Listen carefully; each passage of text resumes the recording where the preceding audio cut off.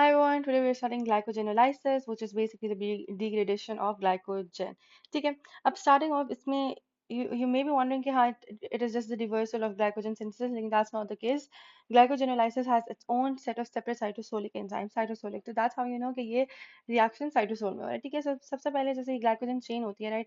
इसमें multiple glucose, for example ये glucose phosphate है, ये glucose phosphate है, इसके multiple molecules एक साथ attached होते हैं. So you'll need this enzyme called glycogen phosphorylase. Glycogen phosphorylase क्या करेगा? एक glucose 1 phosphate को liberate करेगा. एक glucose 1 phosphate liberate हुआ and then you have the remaining glycogen chain. ठीक है?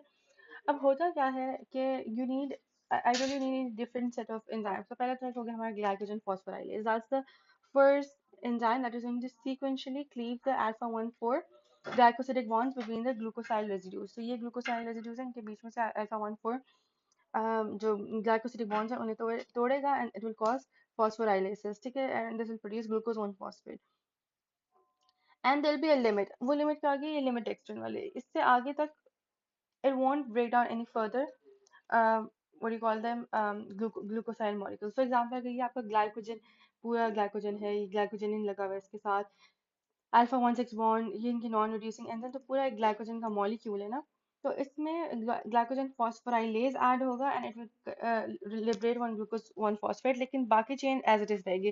This will keep on happening until unless, जब तक आपके पास लिमिट एक्सट्रीन नहीं आता. लिमिट एक्सट्रीन क्या होता है? जिस पर जो ब्रांच चेन होती है ना, इसमें you will have like 4 glucose molecule, सो 1 2 3 4. तो लिमिट एक्सट्रीन में ब्रांच चेन्स पर आपके पास 4 होंगे. ठीक है, glucose molecules, this is what limit dextrin is. ठीक है, I hope you understand that. अब उसके बाद आपने ये ब्रांच रिमूवल करनी है. ब्रांच रिमूवल के लिए you need two enzymic activities of a single bifunctional protein. What's that single bifunctional protein? Debranching enzyme. ये bifunctional protein है, तो इसकी दो enzymic activities होंगी. First, ये जो है it's going to remove the outer three of the 4 glucosyl residues remaining in a branch. पहले ये outer 3 को remove करेगा, इन 3 को, ठीक है, ये तीन, and it next transfers them to the non-reducing end of another chain. और फिर ये इन्हें transfer करेगा to the non-reducing end of the other chain. ये non-reducing end है ना, तो ये इनको उन पर transfer करता रहेगा, chain को elongate करे. ठीक है, इसके बाद क्या होगा? It next transfers them to the non-reducing end of another chain, lengthening it accordingly. Then an alpha 1 bond is broken and an alpha 1 bond is made. तो basically यहाँ से एक alpha 1 bond टूटा. I'll explain to you. किधर है मेरी laser? यहाँ से ये alpha 1 bond टूटा और यहाँ alpha 1 bond बन गया. ठीक है, and the enzyme functions as a 4:4 transferase. इसकी transferase activity होती है. तो ये ट्रांसफर ये तो हो रहा है कि इसका क्या मतलब है? यहाँ से 3 टूटे और इधर लगा है. ठीक है, reducing end पर. अब उसके बाद non reducing end पर, non reducing end पर. Okay, अब next the remaining glucose residue attached in alpha 1 6 linkage is removed hydrolytically by amylo alpha 1 6 glucosidase activity, releasing free glucose. अब इसमें क्या कह रहे हैं? इसमें कह रहे हैं ये जो एक ग्लूकोज रह गया इसको कैसे निकालना है? For that you will need another enzyme जिसका नाम मैं इधर लिख देती हूँ आपके लिए. Its name is amyloglucosidase, amylo alpha glucosidase.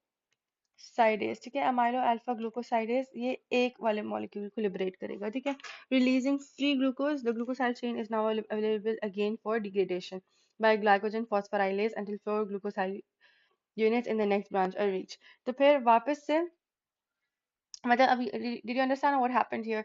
तो फिर ये डीब्रांचिंग एंजाइम का जो अमाइलो वाला है, वो जो एक ग्लूकोज रह जाता है इस चेन के अंदर, फॉर एग्जांपल ये रह गया था, इसको इसने लिबरेट किया और रिलीज किया and it will keep on elongating towards the non reducing end.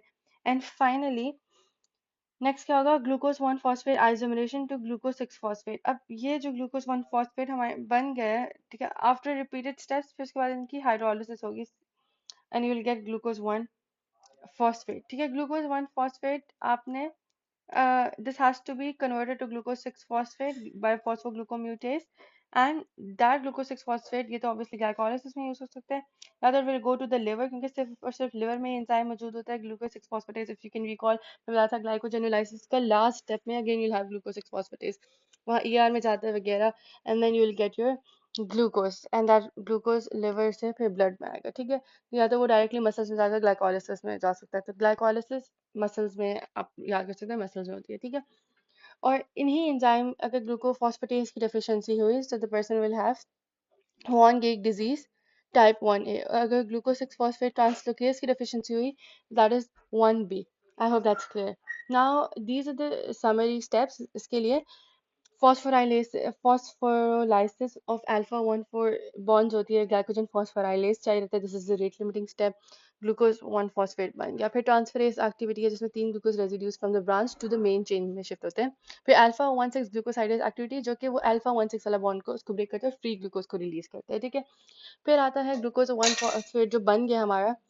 मतलब जब चेन टूटेगी obviously debranching enzyme will keep breaking. तो फिर उससे क्या होगा, it's going to release glucose 1 phosphate that you need to convert it to glucose 6 phosphate. और फिर ग्लूकोज 6 फॉस्फेट का क्या फेट होता है मसल्स में, या तो ये ग्लाइकोलाइसिस में एंटर हो जाएगा. लिवर में, सिर्फ लिवर में ये एंजाइम प्रेजेंट होता है तो it will convert it to glucose and that glucose will be release into the blood. So this is very simple and this is glycogenolysis. Simple.